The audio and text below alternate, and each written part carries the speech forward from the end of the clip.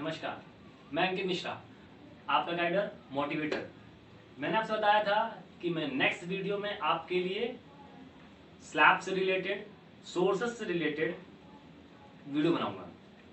तो उसी टॉपिक को आगे बढ़ाते हुए हम आज बात करने जा रहे हैं slab, that means tax rate के बारे में बात करने जा रहे हैं। ठीक है, तो बात क्या करने जा रहे हैं, हमने आपसे बताया था कि नेक्स्ट वीडियो में बताएंगे हम लोग टैक्सेस के स्लैब के लिए, और एक हम आपको न्यूमेरिकली बताएंगे कि न्यूमेरिकल में क्या है, दैट मीन हम कैसे इसको शो करेंगे, कैसे क्या चीजें होंगी, वो आपको बारे में इसके आगे बताया जाएगा। तो देखते हैं क्या है। तो यहाँ बताया गया है the tax rate income tax slab for the year A Y का मतलब क्या है, असेसमेंट ईयर। मैं कहने मतलब ये है कि जिस ईयर आपका जो टैक्स जो होता है वो चेक किया जाता है, एसेस किया जाता है। अब यहाँ बात हो रही है कि पहला पॉइंट है, हमने आपसे बताया था लास्ट लेक्चर में, देख लीजिएगा कि मैंने जो आपको बताया था ना कि कौन कौन लायबल होता है पे करने के टैक्स, तो उन्हीं को देखते हुए बात करते हैं। पहला कौन था, एक पर्सन, इंडिविजुअल पर्सन था। तो यहाँ पर उसी टॉपिक बात होगी कि इंडिविजुअल पर्सन को लेते हुए यहाँ पर तीन कैटेगराइज में बताई थी आपसे। एक था लेस देन 60 इयर्स, एक था 60 to 80 और एक था अबव 80। ठीक है, तो पहले उसी टॉपिक बात करेंगे। तो यहाँ पर कह रहा है इन केस ऑफ इंडिविजुअल, चाहे वो रेसिडेंट हो या नॉन रेसिडेंट हो, लेस देन 60 इयर्स, मतलब 60 साल से जो कम का व्यक्ति है वो कैसे अपना टैक्स पे करेगा अपनी इनकम के अकॉर्डिंग। तो देखते हैं, ये लिखा हुआ है द नेट इनकम रेंज, जो उसकी इनकम है, और इनकम टैक्स रेट जो दिया है क्या कि अगर 2.5 लाख तक अगर वो इनकम करता है तो कुछ भी पेमेंट नहीं करना है। 2.5 लाख से 2.5 लाख 1 रुपए से लेकर 5 लाख तक 5%, 5 लाख 1 रुपए से लेकर के 10 लाख तक 20%, और 10 लाख से ज्यादा होगा तो 30%। तो ये वो कंडीशन थी जहां पर वो व्यक्ति 60 साल से कम था। उसके साथ साथ यहां पर दिया गया है कि HUF, तो इसके साथ यही सेम स्लैब इसमें भी फॉलो करता है। जैसे क्या, HUF क्या होता है, हिंदू अनडिवाइडेड फैमिली, जहां पर पूरी फैमिली एक साथ मिल करके एक बिजनेस कर रही होती है। फिर होता है AOP, BOI और कोई अदर टाइप की जो आर्टिफिशियल जुडिशियल जो पर्सन्स होते हैं, उनके लिए भी यही सेम स्लैब काम करता है। इसलिए मैंने दोनों को एक साथ शो कर दिया है। ठीक है ना। अब यह बात करते हैं कि 60 साल से कम की बात तो हो गई, अब बात करते हैं 60 साल से ज्यादा और 80 साल से कम, जिनको कहते हैं हम लोग सीनियर सिटीजन। तो इनका मैंने NTR लिख दिया है, that means net income range, sorry IR। ठीक है, तो नेट इनकम रेंज और इनकम टैक्स रेट, ये मैंने ऐसे लिख दिया है, शॉर्ट में लिख दिया है। अब यहाँ पर भी स्लैब देख लेते हैं कि यहाँ पर 2.5 लाख था, यहाँ पर कितना तक है, 3 लाख, 3 लाख तक नील हो जाएगा। यहाँ पे 2.5 से 5 था, यहाँ पर कितना होगा, 3 लाख 1 से 5 लाख तक 5%, 5 लाख 1 से 10 लाख तक 20%, और 10 लाख से ज्यादा कितना हो जाएगा, 30%। तो ये तो दो के अकॉर्डिंग था, 60 साल से कम और 60 से 80 के बीच में। अब बात करेंगे हम लोग कि 80, दैट मींस कौन से, सुपर सीनियर सिटीजन के बारे में बात करेंगे। ठीक है ना, तो उसका स्लैब देखेंगे हम लोग आगे की तरफ, तो कैसे बनता है अब देखते हैं। अब आगे बात कर जा रहे हैं कि जो 80 साल से जो ज्यादा के लोग होते हैं वो क्या इनकम करते हैं और उस पर क्या टैक्स रेट करता है। तो हमारा बात कही जा रही है कि जो 80 साल से ज्यादा होते हैं उन्हें कहते हैं क्या, सुपर सीनियर सिटीजन, हमारे दादी बाबा। ठीक, तो वही क्या कह रहे हैं कि वो क्या इनकम कमाएंगे तो उन पर उनको क्या टैक्स देना पड़ेगा, उस पर बात कर रहे हैं। तो यहाँ कहा गया है कि अगर हमारे बाबा जी 5 लाख रुपए तक कमाते हैं तो कुछ नहीं देना है, बच गए। फिर कह रहा है 5 लाख 1 रुपए 10 लाख तक 20% देना है, और 10 लाख से ज्यादा कमाते हैं तो 30% देना है। ठीक, ये तो स्लैब था हमारा, तीनों केसेस के अकॉर्डिंग बता दिया। लेकिन इन तीनों केसेस के अलावा और क्या देना होता है, तो यहाँ पर क्या है कि प्लस सरचार्ज देना होता है। कि अगर कोई पर्सन की इनकम टैक्स देगा, कब, 10% देगा, लेकिन कब देगा, जब वो 50 लाख से ज्यादा कमा रहा होगा। ठीक, उसके बाद अगर वो 1 करोड़ से ज्यादा कमाता है तो 15% देगा, 2 करोड़ से ज्यादा कमाता है तो 25% देगा, और हेल्थ एंड एजुकेशन पर 4% तो देना ही देना है। क्लियर हो गई इतनी चीज। तो ये पहला था हमारा, जो इंडिविजुअल पर्सन की 3 कैटेगरीज थी। पहली कैटेगरी क्या थी, जिसमें 60 साल से कम की बात थी, मैंने बता दिया। 60 से 80 साल की बात थी, बता दिया। और 80 से जो ज्यादा की बात थी उनको बता दिया। ठीक, अब आगे बात कर लेते हैं हम लोग, जैसे मैंने आपको बताया था कि कोऑपरेटिव सोसाइटी के लिए क्या होगा टैक्स स्लैब। ठीक, तो उसमें क्या है कि 10,000 रुपए तक आपको 10% देना है, 10,000 से 20,000 तक 20% देना है, और 20,000 से ज्यादा कमाते हैं तो आपको 30% देना पड़ेगा। ठीक, उसके साथ साथ आपको सर चार्ज देना है कितना, कि अगर आप 1 करोड़ से ज्यादा कमाते हो तो 12%, और हेल्थ एजुकेशन तो 4% देना ही देना है। तो आप देख रहे हो कि हेल्थ एजुकेशन तो आप दे ही रहे हो, वो तो देना ही देना है आपको। उसके बाद बात कर लेते हैं कि थर्ड क्या है कि पार्टनरशिप, एंड फोर्थ है लोकल अथॉरिटी। मैंने इन दोनों को एक साथ इसलिए यहाँ पर शो किया हुआ है क्योंकि इन दोनों का स्लैब रेट सेम है, ठीक है ना। तो जो दोनों का टैक्स लग रहा है वो दोनों का क्या है, सेम। तो यहाँ पर क्या है 30% टैक्स। अगर पार्टनरशिप के अकॉर्डिंग बात करें तो पार्टनरशिप में LPP क्या लिखवाया था मैंने, पार्टनरशिप का जब लास्ट वाला देख लेना वीडियो, उसमें क्या था कि लिमिटेड, क्या था, लिमिटेड लाइबल पार्टनरशिप। तो इसमें क्या है कि 30% की पार्टनरशिप होगी, और अगर लोकल अथॉरिटी है तो 30% टैक्स देना पड़ेगा। क्लियर हो गया। सरचार्ज और हेल्थ एजुकेशन दोनों को देना ही देना है।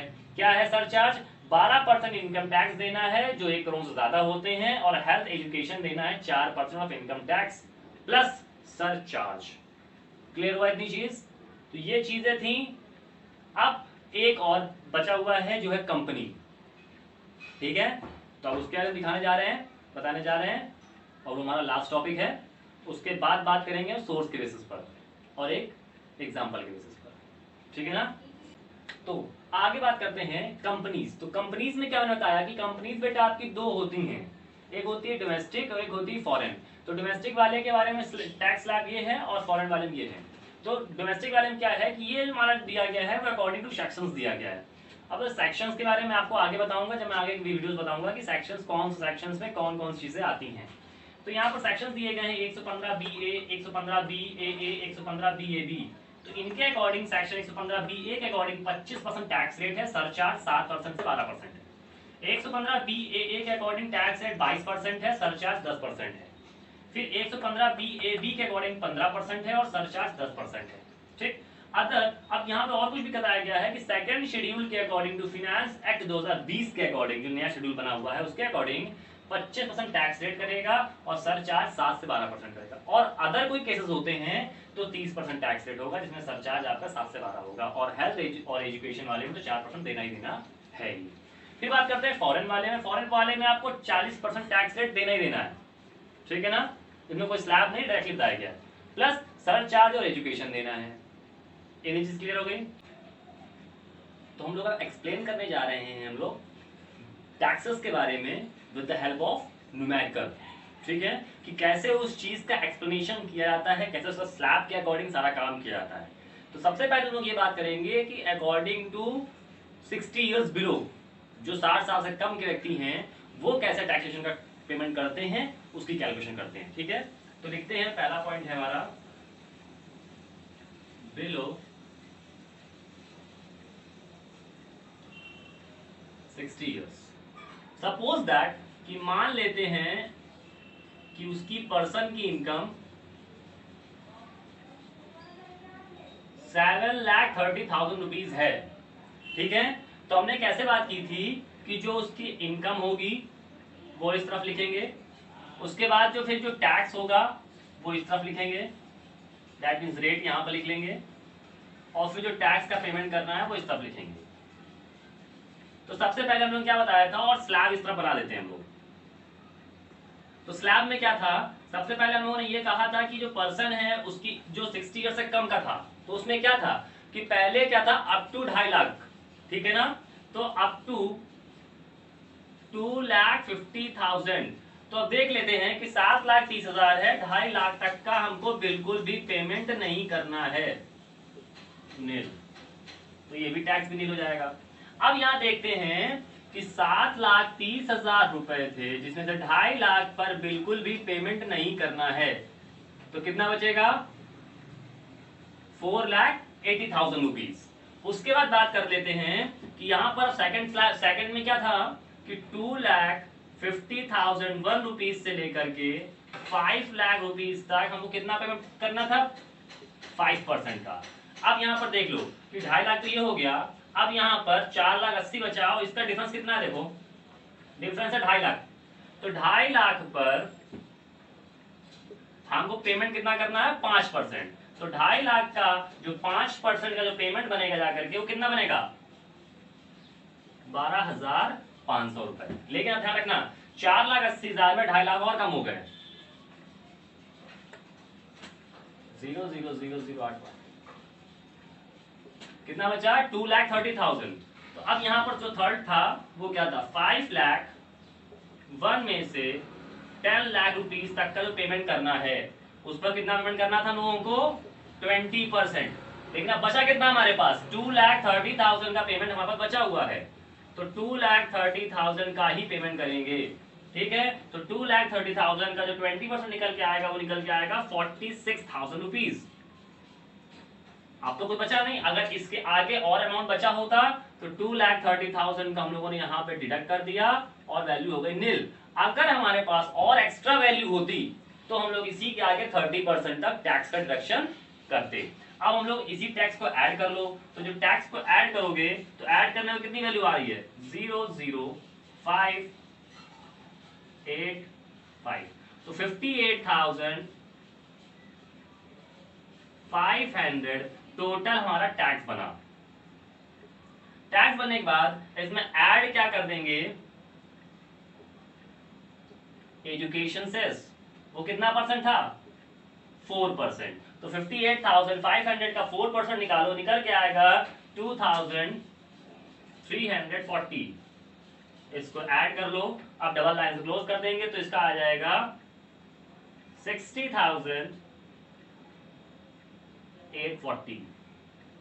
तो ये जो वैल्यू निकल के आई ये निकल के आ गई टैक्स पेबल की। ये चीज क्लियर हो गई। तो इस तरीके से हमें कैलकुलेशन करनी होती है। अब ऐसे ही अगर हम लोग बात करते हैं 60 to 80 की, तो 60 to 80 में क्या होगा कि यहाँ पर जो स्लैब है वो हो जाएगा 3 लाख रुपए, यहाँ 3 लाख से 5,000, तो इसका डिफरेंस जो होगा उसके अकॉर्डिंग, सपोज दैट यहाँ पर 11 लाख रुपए होता, तो अगर 11 लाख रुपए होता तो 2.5 लाख यहाँ लेते, फिर 2.5 लाख यहाँ का काम करते, फिर यहाँ 5 लाख का काम हो जाता, ठीक है ना। फिर तो कैसे होता, 11 लाख है तो 2.5 लाख का काम यहाँ हो गया, फिर क्या हुआ डिफरेंस इसका 2.5 लाख है तो 2.5 लाख का काम यहाँ हो जाता, तो 5 लाख का काम यहाँ हो गया, फिर यहाँ हो गया 5 लाख का, ये 5 लाख का काम हो गया। तो टोटल कितना काम हो गया, 2.5, 5, 5, 10, अभी बचा है कितना, 1 लाख रुपए। तो 1 लाख रुपए बचा, उसका काम फिर यहाँ हम लोग 30% से आगे कर देते हैं, ठीक है। क्लियर हुआ ये चीज। तो इस तरीके से हमें सारा काम करना होता है। क्लियर हो गया। फिर भी अगर समझ नहीं आया है तो आप हमसे कमेंट बॉक्स में पूछ सकते हो, ठीक। अब इसके आगे क्या है कि जैसे हमने टैक्स पेबल कर दिया, टैक्स पेबल के बाद क्या होता है कि आपको रिबेट मिलती है, कुछ डिडक्शंस मिलते हैं। तो ये टैक्स के बाद जो आपको डिडक्शंस मिलती हैं, उन डिडक्शंस कौन सी होती हैं, under section 80C to 80U। तो इन सभी डिडक्शंस के बारे में हम लोग आगे जो वीडियोस बनाएंगे उसमें बात करेंगे। क्लियर हो गई चीजें, समझ आ गया। Thank you.